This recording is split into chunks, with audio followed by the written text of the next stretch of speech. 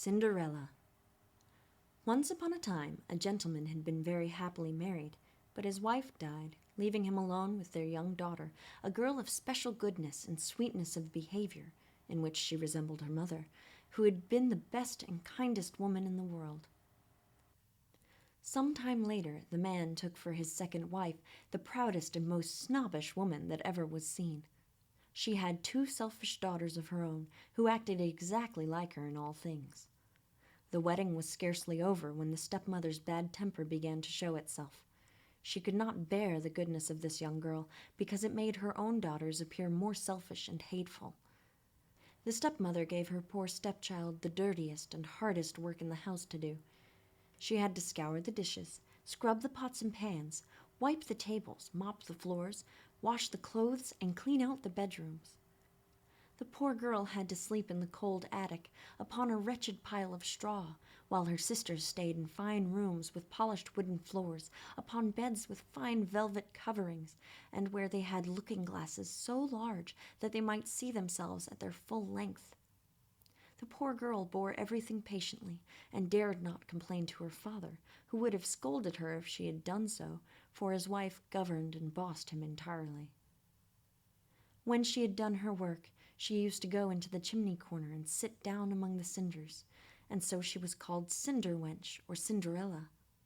However, Cinderella, in spite of her ragged clothing, was 100 times lovelier than her sisters, though they were always richly dressed. It happened that the king's son gave a ball, and invited to it all the fancy people in his kingdom. The two elder stepsisters were also invited, for their mother knew some powerful people, and the two young women were considered very fashionable in that backward part of the country. They were highly delighted with the invitation, and wonderfully busy in choosing the gowns, petticoats, and headdresses which might make them look best.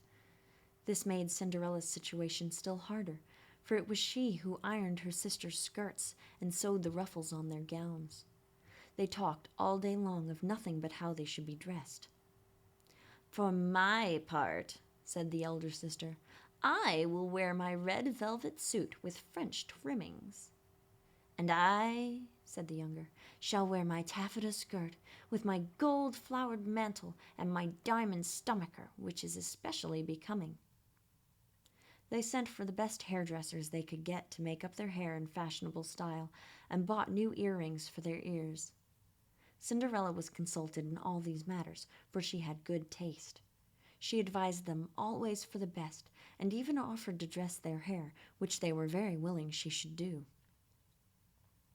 As she was combing the knots from the eldest top knot, the younger said to her, "Cinderella, don't you wish you could go to the ball?" "Young ladies," she said, "you only jeer and make fun of me. It is not for such a girl as I am to go to such a fine ball." "You are right," the elder replied. "People would laugh to see a raggedy cinder wench at the ball." Anyone but Cinderella would have dressed the young lady's hair awry to make them look silly, but she was good-natured and arranged it perfectly well. The two went almost 2 days without eating. They felt so transported with joy, and wanted so much to have a fine, slender shape.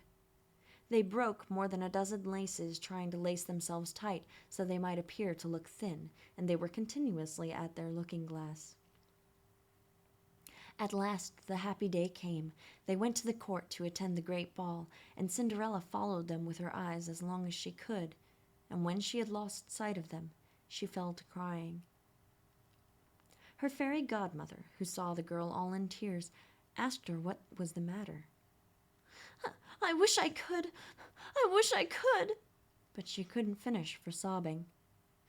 Her fairy godmother said to her, "You wish to go to the ball, is that not so?" "Alas, yes," said Cinderella, sighing. "Well," said her fairy godmother, "be but a good girl, and I will see that you go." Then she said to her, "Run into the garden and bring me a pumpkin." Cinderella at once went to gather the finest she could get, and brought it to her fairy godmother, not being able to imagine how this pumpkin could help her to go to the ball. Her fairy godmother scooped out all the inside of it, leaving nothing but the outside rind. Then she struck it with her wand, and the pumpkin was instantly turned into a fine golden coach. She then went to look into the little mousetrap cage, where she found 6 mice, all alive. She ordered Cinderella to lift the trap door, and gave each mouse, as it went out, a little tap with her wand, and instantly each one turned into a fine horse, and the 6 mice made a fine set of 6 horses of a beautiful mouse-colored dapple gray color. Being at a loss for a coachman, Cinderella said, "I will go and see if there is a rat in the rat-trap cage. Perhaps we can make a coachman of him." "You are right," replied her fairy godmother. "Go and look." Cinderella brought the rat-trap to her, and in it there were 3 huge rats. The fairy godmother chose the one which had the largest beard, and touching him with her wand, she turned him into a fat coachman with the finest mustache and whiskers ever seen. After that she said to the girl, "Go into the garden, and you will find 6 lizards behind the watering pot. Bring them to me." Cinderella had no sooner done so than her fairy godmother turned them into 6 footmen's servants, who skipped up immediately behind the coach with their livery uniforms all trimmed with gold and silver, and they held tight to the coach handles as if they had done nothing else their whole lives. The fairy godmother then said to Cinderella, "Well, you see here a carriage fit to go to the ball in. Are you not pleased with it?" "Oh, yes," she cried. "But must I go as I am, dressed in these rags?" Her fairy godmother simply touched her with the wand, and at the same moment her rags were turned into the most beautiful gown of gold and silver, all decked with pearls, rubies, and emeralds. This done, she gave the girl a pair of the prettiest glass slippers in the whole world.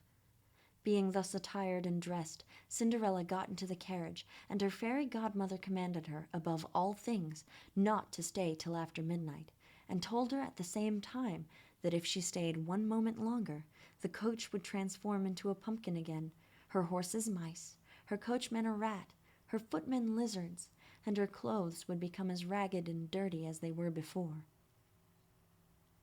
Cinderella promised her fairy godmother that she would not fail to leave the ball before midnight. Then she drove away, scarcely able to contain herself for joy. The king's son, who was told that a great princess, whom nobody knew, had arrived, ran out to receive her.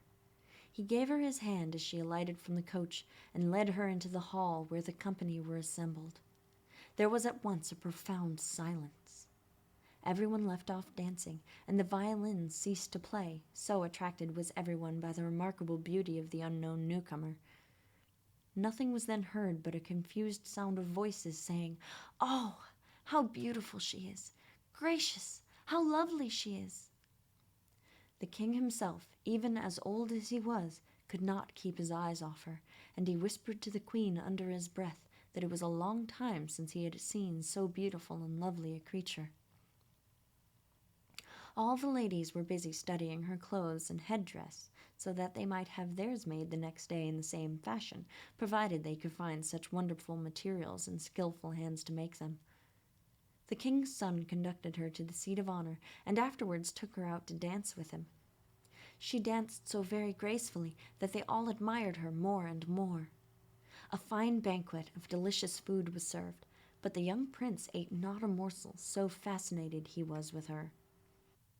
She went and sat down beside her stepsisters, showing them 1,000 courtesies, and giving them, among other things, part of the oranges and lemon citron candies which the prince had brought to her.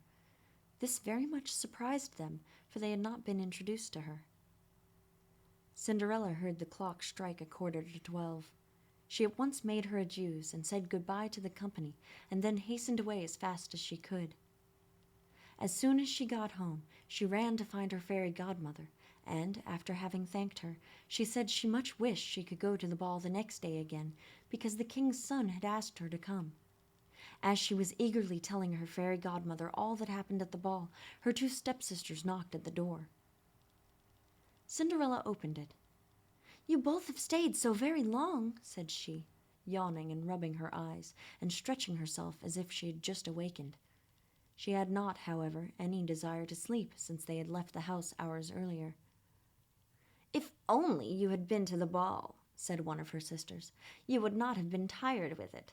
There came the finest princess, the most beautiful ever was seen with human eyes. She showed us 1,000 courtesies, and gave us orange and lemon citron candies." Cinderella did not show any pleasure at this. Indeed, she asked them the name of the princess, but they told her they did not know it, and that the king's son was very much concerned and would give all the world to know who she was.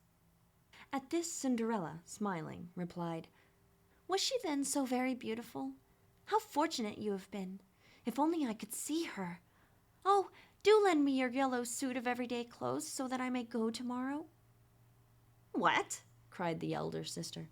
"Lend my clothes to such a dirty cinder wench as you? I would be out of my mind to do so." Cinderella, indeed, expected such an answer, and was very glad of the refusal, for she would have been sadly troubled if her sister had loaned her what she jokingly asked for. The next day the two stepsisters went to the ball, and so did Cinderella, but dressed more magnificently than before. The king's son was always by her side, and his pretty speeches to her never ended. These by no means annoyed the young lady. Indeed, she quite forgot her fairy godmother's orders to her, so that when she thought it could not be more than 11, suddenly she heard the clock begin to strike 12. She then rose up and fled, as nimble and quick as a deer. The prince followed, but could not catch or overtake her. She left behind one of her glass slippers, which the prince took up most carefully. She got home, but quite out of breath, without her carriage, and in her old raggedy clothes, having nothing left of all her splendid finery except one of the little glass slippers, the pair to the one she had dropped. The prince asked the guards at the palace gate if they had not seen a princess go out, and they replied that they had seen nobody go out but a young girl, very badly dressed, and who had more the look of a poor country girl than of a young lady. When the two stepsisters returned from the ball, Cinderella asked them if they had had a pleasant time, and if the fine lady had been there. They told her yes, but that the princess hurried away the moment it struck 12, and with so much haste that she dropped one of her little glass slippers, the prettiest in the world, which the king's son had taken up. They said, further, that he had done nothing but look at the young lady all the time, and that most certainly he was very much in love with the beautiful owner of the glass slipper. What they said was true, for a few days later the king's son sent out an ambassador, accompanied by the sound of trumpets, to read a written proclamation that the prince would marry her whose foot this slipper would fit exactly. They began to try the slipper to see if it would fit on the princesses, then on the duchesses, and then on all the ladies of the court, but in vain and with no success. Finally, it was brought to the two stepsisters, who did all they possibly could to squeeze a foot into the slipper, but they could not succeed. Cinderella, who saw this and knew it was her slipper, said to them, laughing, "Let me see if it will not fit me." Her stepsisters burst out laughing, and began to banter and tease and make fun of her. The gentleman who was sent to try the slipper watched Cinderella very carefully and intently, and finding her very beautiful, but also very sweet and kind, said it was only right that she should try, and that he had orders to let every lady try it on. He asked Cinderella to sit down, and, putting the slipper to her little foot, he found it went on very easily, and fitted her as if it had been made of soft wax shaped exactly to her foot. The astonishment and surprise of her two sisters was great, but it was still greater when Cinderella pulled out of her pocket the other slipper and put it on her other foot. Thereupon in came her fairy godmother, who, having touched Cinderella's clothes with her wand, made them even more magnificently beautiful than those she had worn before.